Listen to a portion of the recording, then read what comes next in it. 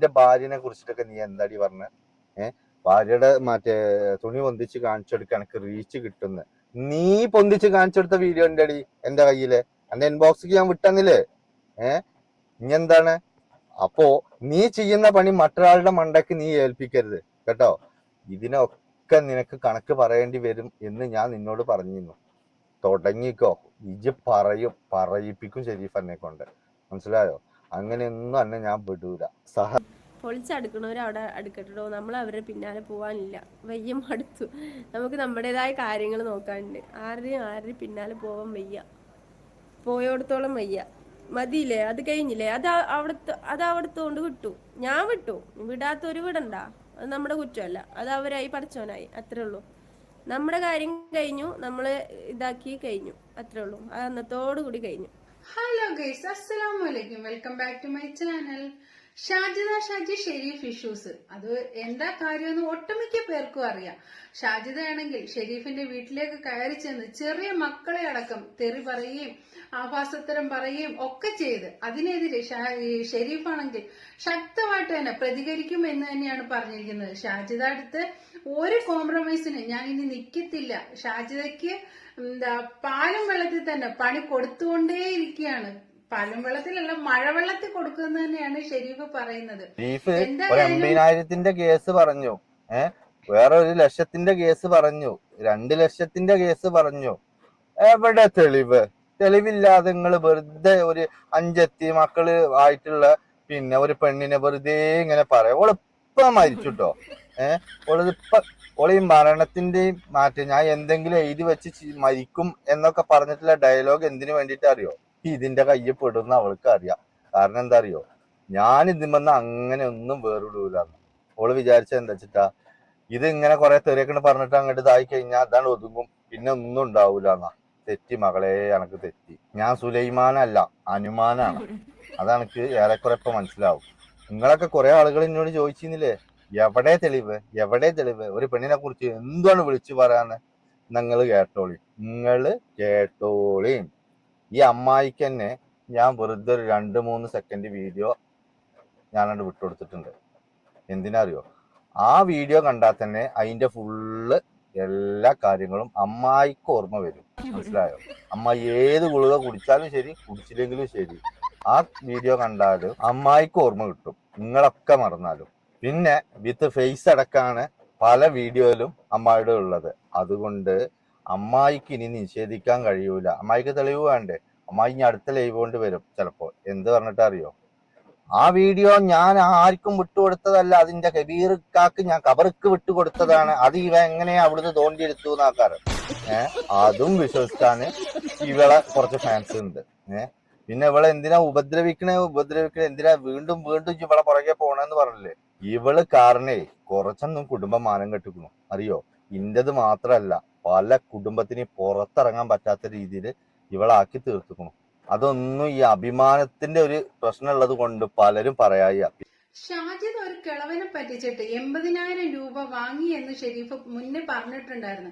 എന്നാൽ അതെല്ലാം നിഷേധിക്കുമായിരുന്നു ഷാജിദ്. ഞാൻ ഒരിക്കലും അങ്ങനെ ഒന്നും ചെയ്തിട്ടില്ല, നിനക്ക് അങ്ങനെ എന്തെങ്കിലും ഞാൻ ചെയ്തിട്ടുണ്ട് എങ്കിൽ നീ തെളിവ് കൊണ്ടുപോവാ എന്നും പറഞ്ഞിട്ടാണ് ഷാജിദ് അന്ന് വെല്ലുവിളിച്ചത്. എന്നാൽ ഇപ്പൊ അതിന് തെളിവായിട്ട് ഈ ഷെരീഫ് വന്നിരിക്കുകയാണ്. അതിന്റെ തെളിവുകളൊന്നും യൂട്യൂബിൽ അപ്ലോഡ് ചെയ്യാൻ കഴിയത്തില്ല. അത്രയ്ക്ക് മോശമായിട്ടുള്ളതാണ് ഷാജിദയും ആ കിളവനും തമ്മിലുള്ള മെസ്സേജ് എന്നാണ് ഷെരീഫ് പറയുന്നത്. എന്തായാലും ആ മെസ്സേജ്, പേഴ്സണൽ മെസ്സേജ് ഷാജിദയ്ക്ക് തന്നെ ഷെരീഫ് ഇട്ടുകൊടുത്തിട്ടുണ്ട്. അതിനെതിരെ ഷാജിദ യാതൊന്നും പ്രതികരിക്കുന്നുമില്ല. എന്താ അതിനുള്ള റീസൺ എന്ന് നമുക്കറിയില്ല. പഠിച്ചവരെല്ലാം കാണുന്നുണ്ടല്ലോ. നമ്മൾ ഇപ്പൊ ആരുടെയും പിന്നാലെ പോണില്ല. പിന്നെ എന്നെ പറഞ്ഞതിനാണ് ഞാൻ പറഞ്ഞത്. എന്നെ എന്റെ മക്കളിൽ നല്ല രീതിയിൽ പറഞ്ഞിട്ടുണ്ട്. അതിനുള്ളത് ഞാൻ തിരിച്ചും പറഞ്ഞിട്ടുണ്ട്. അത് അതോടെ പറഞ്ഞ് ഞാൻ നിർത്തി. ഇനി പിന്നാലെ നടന്ന് നമ്മളെ ദ്രോഹിക്കുകയാണെങ്കിൽ അത് ഞാൻ പഠിച്ചവന് വിട്ടുകൊടുത്തു. അത്രേ എനിക്ക് പറയാനുള്ളൂ. വേറെ ഒന്നും എനിക്ക് പറയാനില്ല. ഇതിനെക്കുറിച്ച് ഇങ്ങനെ ഓരോരുത്തരും എൻ്റെ ലൈവിൽ വന്നിട്ട് ഇങ്ങനെ ചോദിക്കും വേണ്ട. എനിക്കിത് പറഞ്ഞും കേട്ടും കണ്ടും മടുത്തു കഴിഞ്ഞു ഈ സംഭവം. നമ്മളെ തളരില്ല എന്ന് പറഞ്ഞുകൊണ്ടിരിക്കുക ലൈവില്. പക്ഷെ ഓള് തളർന്നിക്കണോ ഇല്ലെന്നുള്ളത് ഓൾക്ക് ഓളെ പടച്ചോനെ അറിയുള്ളൂ. പിന്നെ ഞാൻ എന്തായാലും ഒരു 2-3 സെക്കൻഡുള്ള ഒരു 2 വീഡിയോ ഞാൻ വിട്ടുകൊടുത്തിട്ടുണ്ട്. അമ്മായിക്ക് നേരിട്ടിട്ട് തന്നെ പോസ്റ്റ് ചെയ്തിരിക്കണം. അത് വേറൊന്നും കൊണ്ടല്ല, അമ്മായി അഭിനയിച്ച പടമല്ലേ. അപ്പൊ അമ്മായിനെ തന്നെ ആദ്യം കാണിക്കാ വെച്ചു. ഫസ്റ്റ് ഷോ അമ്മായിനെ തന്നെ ആണ് കാണിച്ചാ വിചാരിച്ചു. പിന്നെ ഇപ്പൊ ഇത് നേരിട്ട് യൂട്യൂബിൽ ഇടാൻ പറ്റിയതൊന്നും അല്ല. ഷെരീഫ് മുന്നോട്ട് വന്നതോടുകൂടി ഷാജിദയുടെ പ്രശ്നങ്ങളൊക്കെ കുറച്ചൊക്കെ മാറി എന്ന് തോന്നുന്നു. കാരണം എന്ന് വെച്ച് കഴിഞ്ഞാൽ പഴയ ഒരു തെറുവിളിയോ ബഹളവോ ഒന്നും തന്നെ ഇപ്പൊ കേൾക്കാനേ ഇല്ല. ആള് വല്ലാത്തൊരു സൈലന്റിലേക്ക് ആ മരിച്ച മനുഷ്യന് കുടുംബം ഉണ്ടായിരുന്നു, അയാൾക്കുള്ള മക്കളോട് പിന്നെ ഒത്ത് ജീവിക്കാൻ ആഗ്രഹം ഉണ്ടായിരുന്നു. ഇവള് വിട്ടില്ല. കരഞ്ഞ് കാല് പിടിച്ചിട്ടും ഇവളെ ആ ചങ്ങായിനെ ജീവിപ്പിക്കാൻ ഈ ദുനിയാവിൽ വിട്ടില്ല. അതുകൊണ്ട് ഓൻ കയറെടുത്തു, ഓൻ പോയി, ഓനിക്ക് പോയി എന്നല്ലാതെ ഇവൾക്ക് എന്തെങ്കിലും ഒരു കുറവിട്ടോ? ഇല്ല. പിന്നെ ഓന്റെ പേരിൽ തന്നെ ഈ സഹതാപ പിരിവും നടത്തിയും കൊണ്ട് നടക്കുകയായിരുന്നു. അതിനിടക്കാണ് ഇവളുടെ അമ്മ വന്നിട്ട് ഈ വിഷയം പറഞ്ഞത്. എന്റെ മരുവൻ നല്ല മരുവനായിരുന്നു, ഇവളുടെ ഈ ഇങ്ങനത്തെ തമ്മാടിത്തരങ്ങൾ കൊണ്ടാണ് ഈ മറ്റേ എന്താ പറയാ അവൻ മരണപ്പെട്ടത്, അവൻ എനിക്കടക്കം ചെലവിന് തന്നിരുന്നു, അത്രയും നല്ലൊരു മോനായിരുന്നു അതെന്ന്. ആ ഒരൊറ്റ കാരണത്തിന്റെ പേരിലാണ് ഉടുതുണി ഇല്ലാതെ ഉമ്മാടെ വീഡിയോ ഇവള് പോസ്റ്റ് ചെയ്തത്. കേൾക്കണം നിങ്ങള്, സ്വന്തം ഉമ്മാടെ വീഡിയോ ഇവള് പോസ്റ്റ് ചെയ്തത്, അതും നിങ്ങൾ കണ്ടിട്ടുണ്ടാവും. ഈ വിഷയങ്ങളൊക്കെ ഞാൻ മുമ്പേ അറിഞ്ഞിരിക്കണം. പിന്നെ നമ്മുടെ കയ്യിൽ തെളിവ് ഇങ്ങോട്ട് വരാണ്ട് നമ്മളൊന്നും പറയാൻ പറ്റില്ല. അതൊക്കെ ഫേക്കായി പോവും. അപ്പോ പിന്നെ ഇപ്പൊ എത്രയാണെങ്കിലും എയും ഒറിജിനലും കണ്ടറിയുന്ന ആളുകൾ തന്നെയല്ലേ നിങ്ങള്. അല്ലെങ്കിൽ അവള് തെളിയിച്ചോട്ടെ, അവൾക്ക് കോടതിയിൽ പോകാം, കേസ് കൊടുക്കാം, ഒക്കെ ചെയ്യാം. പിന്നെ ഇനിയിപ്പോ 2-3 ആളുകൾ പുതിയത് വരുന്നുണ്ട്. ഈ പറ്റിക്കപ്പെട്ട ആളുകളില്ലേ, ആ ആളുകൾ ഇന്നെ വിളിച്ച് സംസാരിച്ചിട്ടാണ് പിന്നെ നാട്ടിലേക്ക് ഞാൻ വരുന്നുണ്ട്. അതായത് ഇപ്പൊ ഓരോരുത്തരും ഇപ്പോഴാണ് കുടുങ്ങിയ ആളുകളൊക്കെ എന്നെ വിളിക്കുന്നത്. ഇജ് മുത്താണ്, ഇജ് കറലാണ്, അന്നെ പോലത്തെ ഒരാളുണ്ടെങ്കിൽ ഞാൻ നിന്ന് തരും, എന്റെ മാനം പോയാലും വേണ്ടില്ല, ഇനി ഞാൻ എന്തായാലും ഇത് ഹൈഡ് ചെയ്ത് വെക്കുന്നില്ല എന്ന് പറഞ്ഞിട്ട് പല വീഡിയോസുകളും എനിക്ക് തന്നിട്ടുണ്ട്. പല മെസ്സേജ് ഉണ്ട്, ഡേറ്റ്, ടൈം, സ്ക്രീൻഷോട്ട്, വോയിസ് ഒക്കെ ഉണ്ട്. അപ്പോ ഓള് തെളിയിക്കട്ടെ ഞാൻ പറയുന്നത് നുണയാണോ അല്ലയോ എന്നുള്ളത്. പിന്നെ ഓള് മരിക്കാതിരിക്കുക അത് ഓളെ ഇഷ്ടം. നമ്മളാരുന്നേലും കൊല്ലുമ്പോഴേ കൊലയാളിയാകുള്ളൂ അല്ലെ. സത്യങ്ങൾ വിളിച്ചു പറഞ്ഞതിന്റെ പേരിൽ ഇപ്പൊ ഞാൻ മരിക്കുകയാണെന്നുണ്ടെങ്കിൽ അങ്ങോട്ട് മരിക്കുക, അല്ലാതെ വേറെ ഒരു നിർവ്വാഹമില്ല. ഷാജിദക്ക് എന്തോ വരാനിരുന്ന സമയത്താണ് ആ ഒരു ക്യാമറയിൽ നോക്കിയിട്ട് ഷെരീഫിന്റെ വീട്ടിലേക്ക് പോകാൻ തോന്നിയത്. ശരിക്കും പറഞ്ഞാൽ പെട്ടുപോയി എന്ന് പറയാം ഷാജിദ.